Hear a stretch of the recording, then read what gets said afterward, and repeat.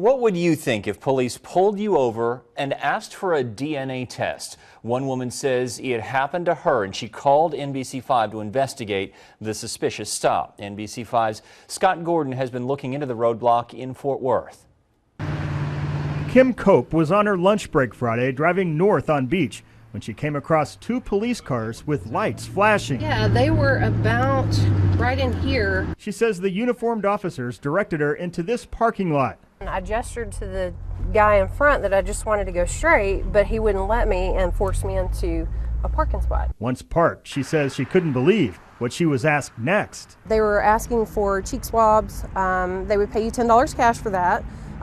They would also, if you let them take your blood, they would pay you $50 for that. Or at the very least, she says, they wanted to test her breath for alcohol for free. It just doesn't seem right that you would be forced off of the road when you're not doing anything wrong. She says she felt trapped. I finally did the breathalyzer test just because I thought that would be the easiest way to leave. We asked Fort Worth and Haltom City Police about this. The parking lot is on the border of both cities, and each department told us they didn't know what we were talking about. So who was doing such a survey and why?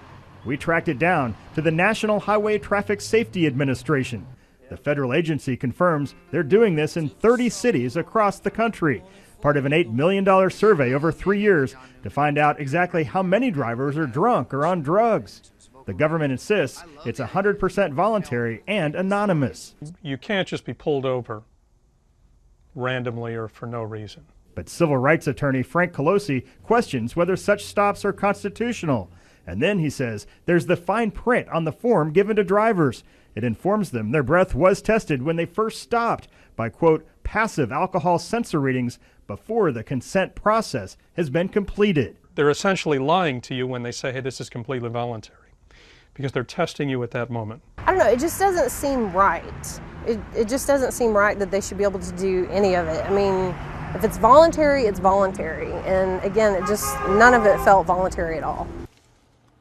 Scott Gordon reporting there now. Fort Worth police are still checking into all this, but so far can't find any record of its officers being involved. We should make it clear the people actually doing the survey were government contractors. The Federal Traffic Safety Administration did not respond to our specific questions.